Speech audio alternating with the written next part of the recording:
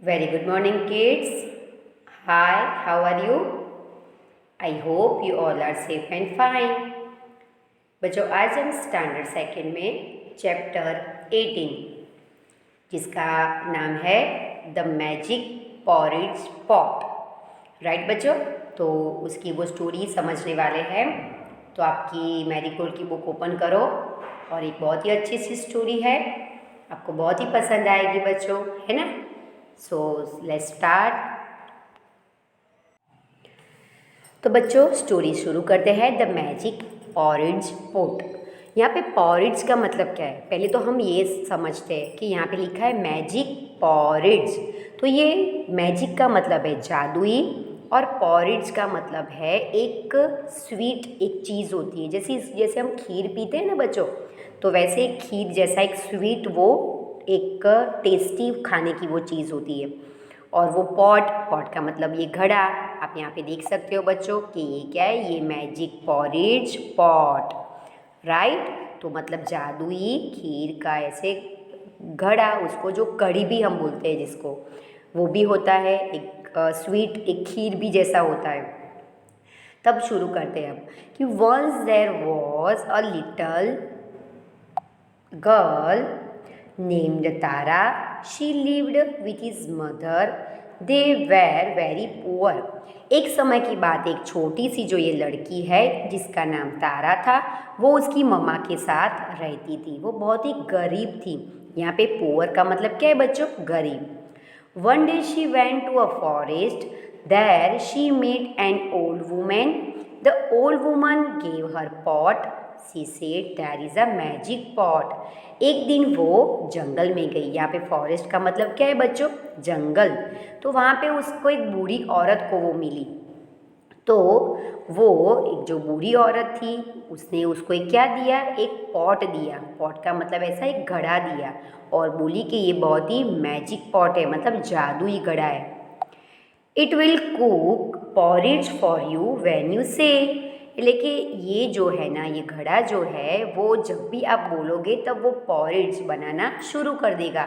और आपको क्या बोलना है, आपको बोलना है cook pot cook, it will stop making.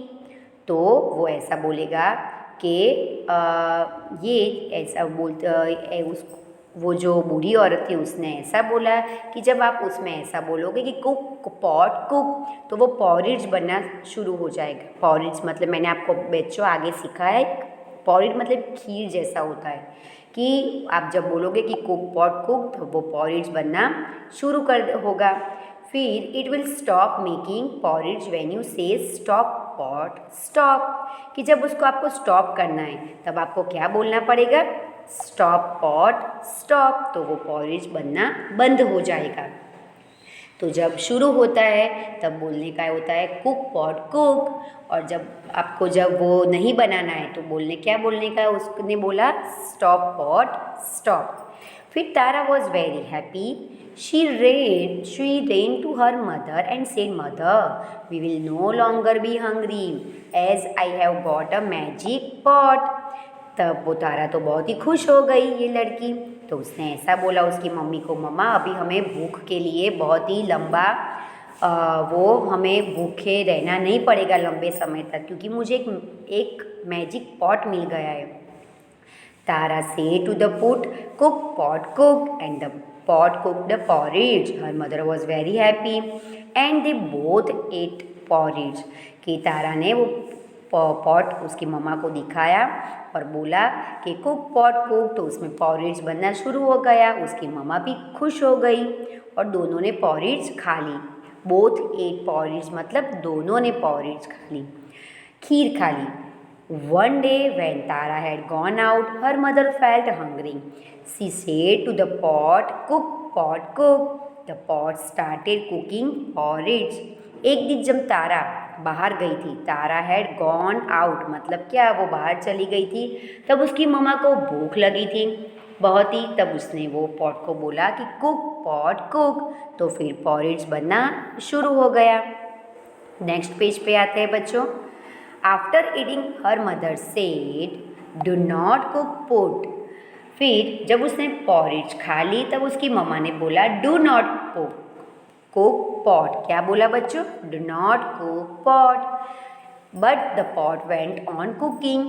Soon the porridge started spilling on the floor. Mother called out again, wait, do not cook anymore. But the pot did not stop. तो जब उसने पॉरेज खा ली तब उसने ऐसा बोला कि do not cook pot. लेकिन बच्चों कैसा बोलना था? राइट, आगे मैंने आपको सिखाया कि वो क्या कहना था पॉट को? Stop pot stop. लेकिन उसकी मम्मा ने क्या बोला? Do not cook pot. तो पॉरेज तो बनना बंद नहीं हुई, तो वो बनती जा रही थी. फिर वो started spilling on the floor. यहाँ पे फ्लोर का मतलब है बच्चों ज़मीन, और स्पिलिंग का मतलब है वो पॉट में से बाहर आना, मतलब उभरना. आपके घर में जब दूध उबलता है तब आप गैस ऑफ नहीं करते हो तो दूध बाहर आ जाता है ना, वैसे ये पॉरेज भी वो स्पिलिंग मतलब बाहर आने लगी और ज़मीन पे फैलाने लगी. तो मदर ने फिर से बोला कि do not cook any more. तो कि नहीं, ज़्यादा वो नहीं चाहिए. लेकिन तो भी वो पॉट वो ने स्टॉप नहीं हुआ. आगे देखते हैं बच्चों. Mother ran out of the house and porridge followed her. Soon there was porridge everywhere. The whole village saw it. They ran to eat the porridge.